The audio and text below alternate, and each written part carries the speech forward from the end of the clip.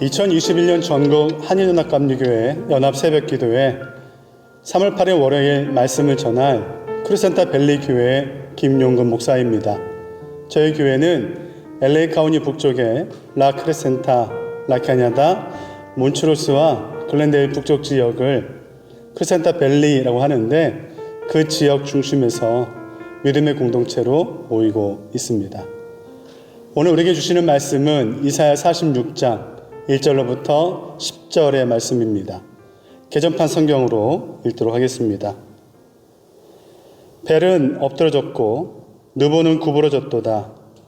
그들의 우상들은 짐승과 가축에게 실렸으니 너희가 떠매고 다니던 그것들이 피곤한 짐승의 무거운 짐이 되었도다. 그들은 구부러졌고 그들은 일제히 엎드러졌으므로 그 짐을 구하여 내지 못하고 자기들도 잡혀갔느니라. 야곱의 집이여, 이스라엘 집에 남은 모든 자여, 내게 들을지어다. 배에서 태어남으로부터 내게 안겼고 태에서 남으로부터 내게 업힌 너희여, 너희가 노년에 이르기까지 내가 그리하겠고 백발이 되기까지 내가 너희를 품을 것이라. 내가 지었은즉 내가 업을 것이요 내가 품고 구하여 내리라. 너희가 나를 누구에게 비기며 누구와 짝하며 누구와 비교하여 서로 같다 하겠느냐.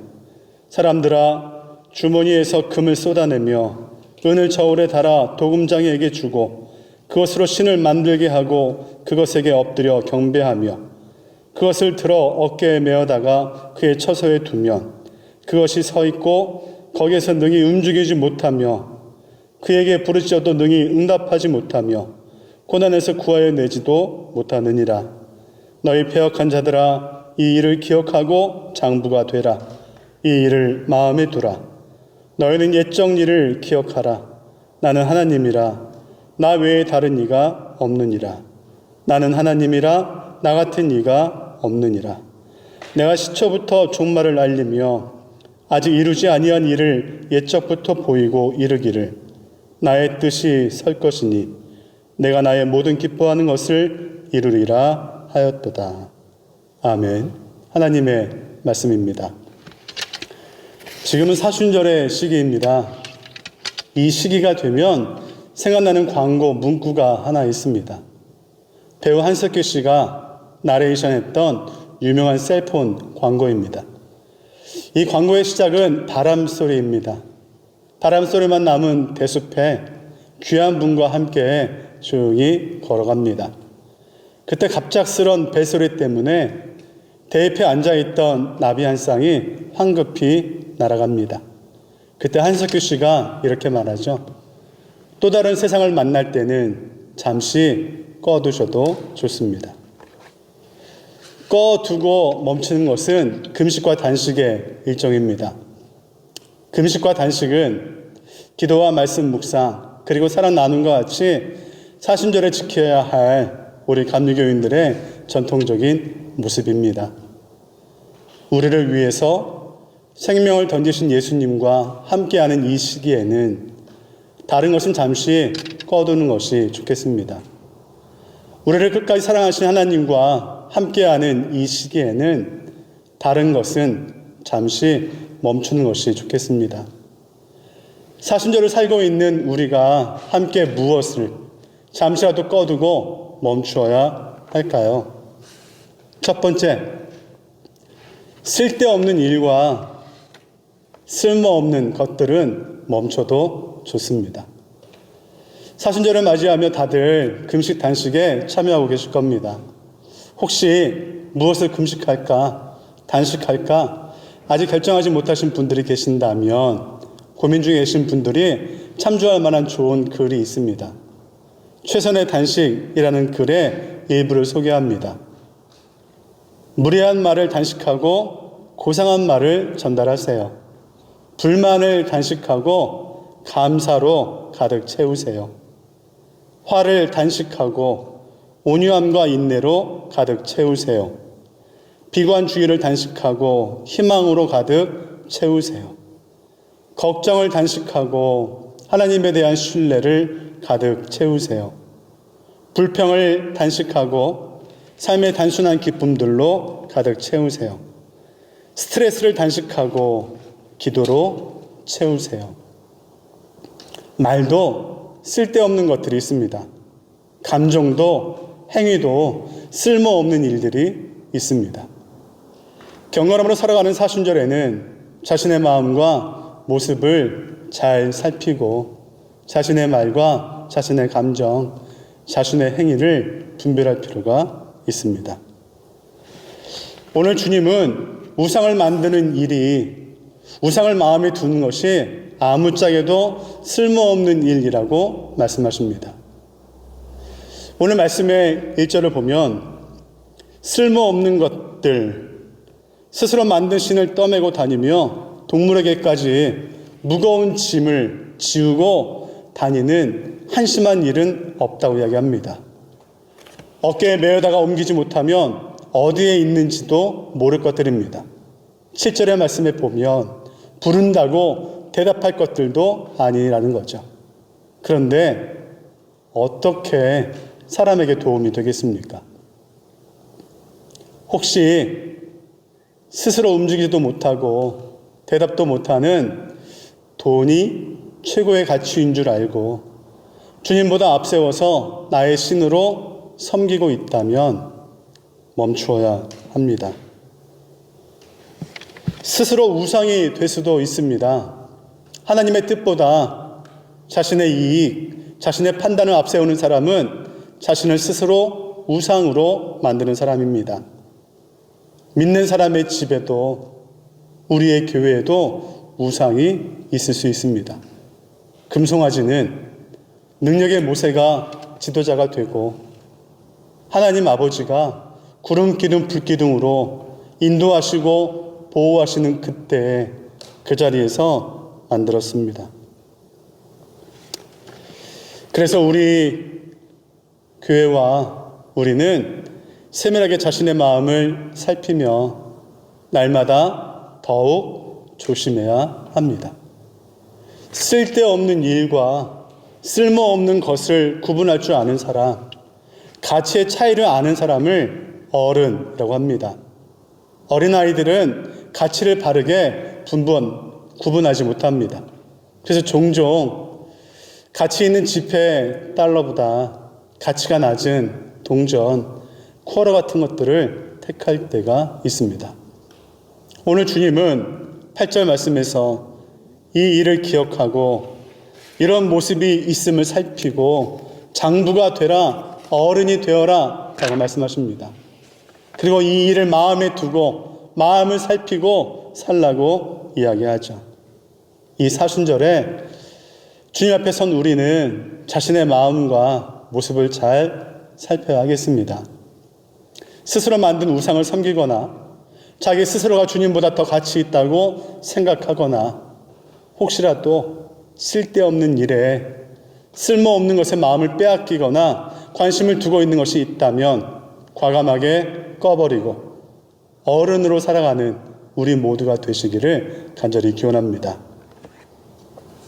두 번째, 하늘아버지 하나님의 사랑을 의심하는 마음은 잠시 꺼두어도 좋습니다. 이사야의 기록은 나라가 완전히 망했을 때 바벨론의 포로가 되어 끌려갔을 때 그때 기록을 마칩니다. 그때 사람들은 완전한 절망 가운데 있었습니다.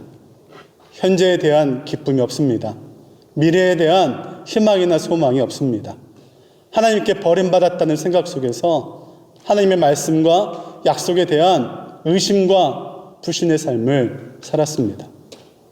오늘 우리의 모습과 비슷합니다. 코비드-19로 인한 팬데믹의 상황이 잠깐이면 끝날 줄 알았습니다. 근데 벌써 만 1년이 넘어갑니다. 사회적 거리두기, 자가격리, 마스크 쓰고 다니기 이런 이상한 단어들이 우리의 일상이 되었습니다. 미국에만 사망자가 52만 명이 된다고 합니다. 이런 현상들을 보면서 역사를 이끌어 가시는 하나님에 대한 불신이 생기기도 합니다. 새하늘과 새 땅이라는 창조 회복의 약속에 대해서 의심이 생길 때도 있습니다. 이런 때를 살고 있는 우리들은 이사야를 통해 외치시는 하나님의 사랑을 더욱 마음에 담아야 합니다.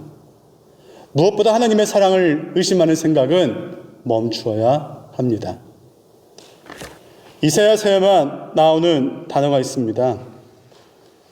하나님의 슬픔이라는 단어입니다. 슬프다 범죄한 나라요, 허물어진 백성이요, 행악의 종자요, 행위와 부패한 자식이로다. 이사야 1장 4절에 이사야의 예언은 이렇게 시작합니다. 거역한 자식, 행위가 부패한 자식. 그래서 그 자식들을 향한 슬픔의 마음을 간직한 부모의 마음, 부모의 말씀으로 시작하는 것이 이사야의 모습이라는 겁니다.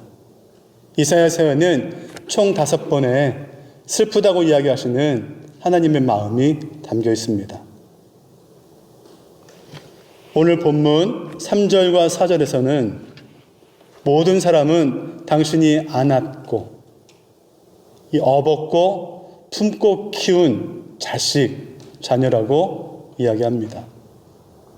하나님은 당신이 우리의 아버지이시며 어머니라고 말씀하고 계십니다. 세상 살면서 가장 힘들고 외로울 때면 부모님이 생각납니다. 품에 안고 등에 업고 가슴으로 품고 키워주신 부모님의 조건 없는 그 사랑을 생각할 때 그 어디에서도 얻을 수 없는 위로와 힘을 얻기 때문입니다. 힘든 시간이나 현실을 만날 때 사랑을 의심하면 더욱 힘이 듭니다. 어려운 세상살이를 살아가는 우리는 부모 대신 하나님의 사랑을 의심하는 생각만큼은 멈추어야 합니다. 세 번째, 하나님의 약속에 대한 걱정은 꺼두어야 합니다. 이사야는 전체가 66장으로 되어 있습니다. 그래서 이사야를 볼 때 성경 66권의 입장에서 성경 66권을 축소해 놓은 것으로 해석해서 보라는 그런 권면의 말이 있습니다. 앞부분 39장까지는 돌아오라고 말씀하시는 주님의 말씀을 흘려버린 이스라엘에 대한 하나님의 심판과 징벌의 이야기가 구약 39권의 내용과 유사합니다. 뒷부분 40장부터 66장까지 이어지는 이야기는 총 27장에 해당하는 신약의 내용과 비슷하죠. 우리를 사랑하시고 인도하시는 하나님과 우리를 구원하실 메시아에 대한 그 내용으로 기록되어 있습니다. 39장 심판과 징벌로 끝나는 것이 이사야의 이야기, 하나님의 말씀이 아니라는 겁니다. 39장에서 멈추는 것이 아니라 40장으로 이어지며 세상을 구원할 메시아, 새하늘과 새 땅을 완성시키시는 하나님의 계획, 약속을 이야기하는 것이 이사야의 책입니다. 주님의 계획은, 주님의 뜻은 벌 주고 심판하는 것으로 끝이 아니라는 겁니다. 사랑이며 회복이며 위로입니다. 새하늘과 새 땅에 대한 완성의 약속입니다. 오늘 하나님은 우리에게 옛 정리를 기억하라 라고 말씀하십니다. 역사 속에서 지금까지 이루며 오셨던 주님의 일하심을 기억하라는 말입니다. 우리는 이사야와 예레미야를 통하여 주신 약속의 말씀이 역사 속에서 실제로 이루어졌다는 것을 이미 알고 있습니다. 70년 뒤의 회복을 이야기하셨는데 예루살렘 성전의 재건이 말씀하신 대로 70년 뒤에 파괴된 사건이 지나고 70년 뒤에 성전 재건의 완성이 있었습니다. 이스라엘 포로들이 끌려가고 70년 뒤에 다시 돌아옴의 역사가 있게 됐죠. 사건이 역사 속에서 반드시 이루어졌다는 사실을 우리는 알고 있습니다. 내가 믿지 않는다고 해서 하나님의 역사가 멈추지 않습니다. 내가 믿지 않는다고 해서 하나님의 뜻이 사라지지 않습니다. 약속을 믿지 않거나 안 이루어질까 염려하는 것은 쓸데없는 일입니다. 오늘 본문의 46장 10절로부터 11절 하나님의 말씀입니다. 내가 시초부터 종말을 알리며 내가 이루지 아니한 일을 옛적부터 보이고 이르기를 나의 뜻이 설 것이니 내가 나의 모든 기뻐하는 것을 이루리라 하였노라. 내가 동쪽에서 사나운 날짐승을 부르며 먼 나라에서 나의 뜻을 이룰 사람을 부를 것이라. 내가 말하였은즉 반드시 이룰 것이요 계획하였은즉 반드시 시행하리라. 하나님의 말씀입니다. 내가 말하였은즉 반드시 이룰 것이요 계획하였은즉 반드시 시행하리라. 역사 속에서 실제로 이 말씀이 이루어진 것을 우리는 알고 있습니다. 예수 그리스도입니다. 예수님을 통하여 하나님의 능력이, 하나님의 사랑이, 하나님의 일하심이 증명되었습니다. 예수님은 이사야 61장 1절의 말씀을 읽으면서 당신의 공생애의 사역을 시작합니다. 주 여호와의 영이 내게 내리셨으니 이는 여호와께서 내게 기름을 부으사 가난한 자에게 아름다운 소식을 전하게 하려 하십니다.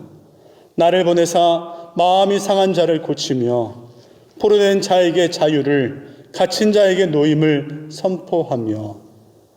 이것 때문에 이 복음을 증거하려고 이 땅에 오셨다고 예수님은 말씀합니다.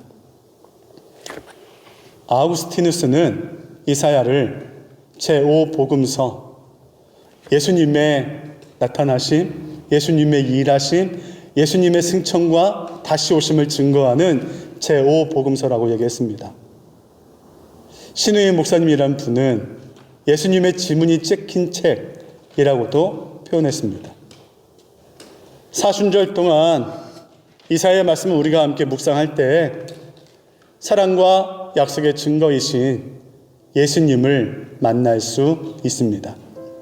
주님을 만나서 아름다운 소식, 기쁜 소식을 가슴에 품고 주님의 위로함에 사랑을 회복하고 주님의 도우심에 대한 희망으로 오늘도 승리하며 살아갈 힘을 얻는 저와 여러분, 우리 모두가 되기를 간절히 축원합니다.